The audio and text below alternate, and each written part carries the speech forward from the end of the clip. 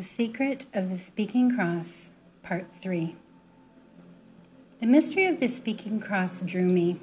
I wanted to touch it, to feel its power, perhaps even to have it speak to me. Time passed. I finally found some directions to where the original speaking cross tree grew. It was near a small cenote at the edge of Felipe Carrillo Puerto. I wanted to go find it, but it would be a long time before I did. However, in the meantime, another chapter of the Speaking Cross was unfolding. My partner and I were planning a trip to see our good friend and shaman, Don Francisco. We had been to see him many times and often tried to explore something in the area on our overnight trips. This time, I wanted to go to a tiny village called Xoquén, where a very interesting church stood at the edge of town. I had been told by a Maya local that the church was the center of the Maya world, and I wanted to see it for myself and feel its energy. Two friends, Tim and Christian, asked if they could accompany us because they wanted to meet Don Francisco and ask him for a limpia, which is a cleansing session. We agreed and planned a trip. The night before we left, my partner and I were hanging out at our favorite restaurant in Puerto Morelos called Cantina Habanero. We just happened to meet Christian there. He was very excited about our upcoming trip to see the shaman and announced that one of the waitresses who worked at the cantina had a grandfather who was also a shaman.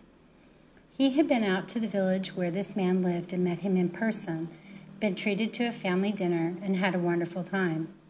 Intrigued, because there are very few shamans left, I asked where this took place. Any guesses? Xoquén. When I told Christian we were planning to stop there on our way to see Don Francisco, he was thrilled. He called over his waitress friend, and they chatted animatedly.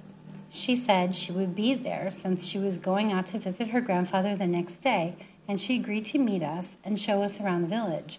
She also said her grandfather would be happy to do a blessing for us if we wanted to receive one. Fast forward.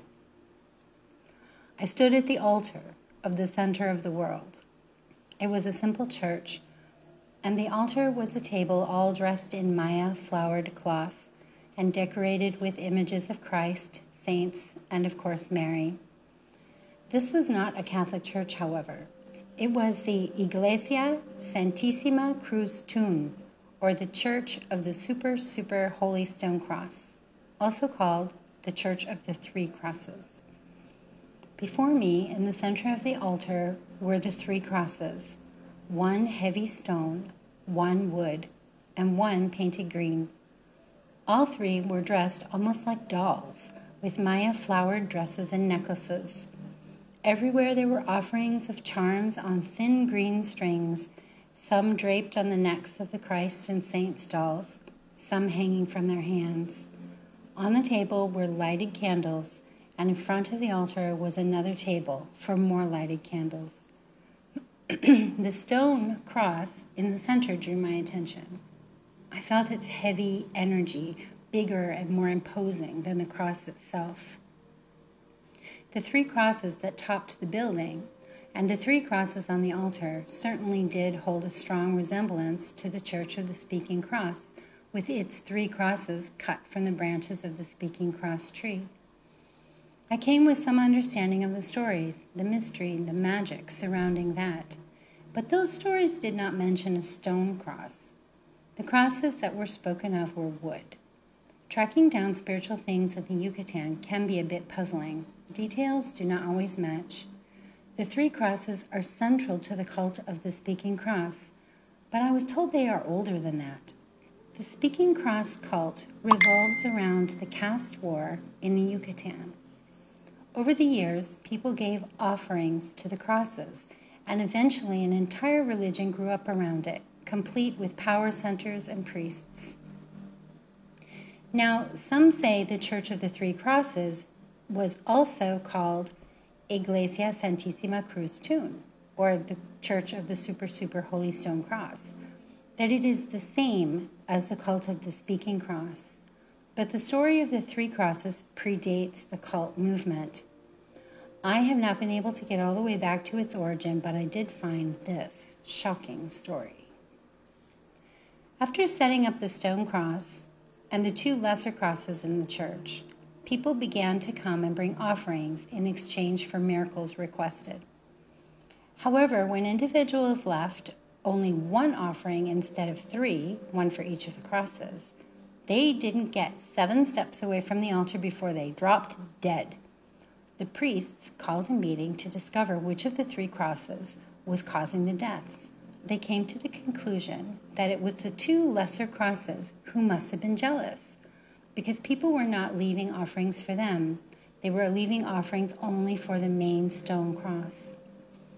So they assigned 13 priests the duty of carrying the 2 lesser crosses into a cave and leaving them there. They did just that, but the next morning, the 2 crosses were mysteriously back in their original places on the altar. Taken aback, the priests came together again to make a new plan to remove the 2 smaller crosses from the church. They prayed for 9 days and nights and gave offerings of seeds and money. Then they assigned 13 priests and 9 children. The numbers 13 and 9 are very important to the Maya. They assigned these people to carry the crosses back to the cave and leave them there. They did so, but the next day, the crosses disappeared, and all of the people who accompanied them mysteriously died. Now, as I stood before the altar, I saw that the 2 smaller crosses were indeed still on the altar, and I wondered how they got back in there after disappearing. I must admit, the story was a bit troubling. So was the energy I felt from the intimidating stone cross. My stomach began to turn. I lit the requisite 3 candles. I didn't want to make any of the crosses jealous, and went and sat on one of the simple wooden pews and closed my eyes. The air inside the church was cool, the tile floor cold, and the cement walls preventing the sun from warming the barren open space inside the structure. As I sat with my eyes closed, tuning into the energy, my nausea increased. I do believe in entities, beings of power. I have had many experiences in remote places all over the globe through the years with supernatural events. I have learned to recognize what power feels like and to know my own body's cues and alarm system. I take these things seriously, and at the same time I feel a strong urge to learn as much as I can about these beings. It's a bit like learning about sharks, their behavior, what to watch out for, what they eat, where they live, all while not getting eaten by the shark. My body cue is nausea. Some people get headaches, some feel dizzy, some have the hair on the back of their neck stand on end. I get sick to my stomach. The stronger the energy, the sicker I feel. I have done some personal experiments with this. For example, in this case, it was the stone cross that was the center of power. The closer I got to it, the sicker I became. When I walked out of the building, I felt better. When I walked back in, I felt worse. It is always this way. I can walk away, and the farther I get from something, the better I feel. It can be hard to get close enough to something that is very powerful and study it when you feel like you're going to throw up. And in this case, the power was intensely strong. I sat there in the pew, quietly watching everything and making notes of what I saw, refusing to give in to the roiling in my stomach until I could no longer stand it. The cross, or rather the entity attached to the cross, won in the end, and I had to leave the building. I walked back out into the warm sunshine, but the feeling did not entirely go away. At the end of the dirt drive, there was a well, an opening into the vast water-filled cave system that flows beneath the ground. I walked over to it and felt better for my proximity to this amazing nature energy. But I still didn't feel great. My partner was with me and our 2 friends. By this time, everyone had exited the church. Everyone felt the power there, and everyone agreed that we were feeling very heavy spiritual power, and we were ready to leave. We agreed to meet Christian's friend. I forgot her name, so let's call her Fabiola. She had a cell phone, and we messaged her and agreed to meet by the Catholic Church in the center of town. It was a short drive. We found the Central Park, and there we found the ruins of a church. I had been looking for a Catholic church like you might imagine, not something in ruins. But Fabiola was standing in front of the fallen stones, so we parked and got out of the car. She asked if we wanted her to show us around. Of course, a tour of a historic building is always on my to-do list, so we agreed. Interestingly, the moment we got out of the car, my stomach started to churn again. In truth, I had not completely recovered, but stepping onto the land with the grayed limestones increased my uncomfortable feeling. To enter the church, we had to walk around a crumbling wall. To my surprise, on the other side, there was an easy opening into the building itself, and a modern tin roof had been set on modern supports, and under that, modern wooden pews sat on a modern concrete floor. Colorful flags fluttered slightly in a nearly unnoticeable breeze. This was an active church, set in the ruins of a Catholic church. I asked Fabiola if it was still a Catholic church, and she said it was. I asked her about the Church of the Three Crosses, and she said it was also that. I felt confused. Wasn't the Church of the Three Crosses out at the edge of the town? They are the same, she explained. I stepped over the lowest portion of the ruined wall and into the Catholic church. I asked if I was permitted to take photos. Fabiola assured me that was fine. I stood still at the back of the aisle for a minute, just observing and feeling. I felt okay. Not great, but okay. So I walked down the aisle to the altar where religious dolls stood in Maya regalia.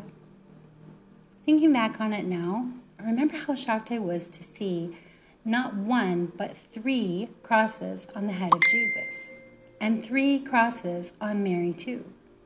I found it so interesting how the story of the 3 crosses somehow melded into this makeshift Catholic church.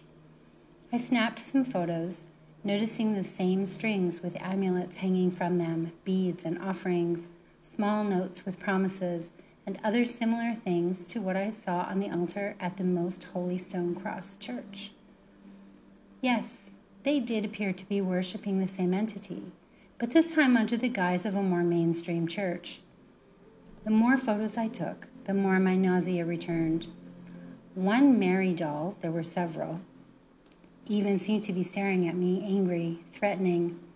When I could stand it no longer, we left the enclosure and stepped into the unkempt grounds outside the structure. And there, scattered across the field, were aloosh houses with offerings in them. Oh my, so many spiritual entities in one place. No wonder I was having trouble holding my cookies down. Fabiola was happy to show us around, and we stepped over ancient stones into the grasses and clambered through questionably stable openings in the walls. Soon the conversation came back to us seeing her grandfather. She explained that he would sacrifice chickens for us, anoint us with the blood, and do a ceremony, make us a special meal. I do have boundaries, and this was one I was not willing to cross. I really do believe in the power of such rituals. We thanked her for her offer, but politely refused. In truth, it was not until we drove over the town line and I left the spiritual beings completely behind that I felt like myself again. In retrospect, I think they have authority over the entire area. I think they have power over a much bigger area that includes everything from Felipe Carrillo Puerto and perhaps farther south, all the way past Xochitl, the center, and up somewhere to the north. A bit more research will likely turn up another congregation of the most holy 3 crosses of the speaking tree. In the meantime, I had more questions than answers, 2 of which were, what was in that little blue church that we were warned away from? And why did Don DeManzo not permit us to enter the church by the park? More to come.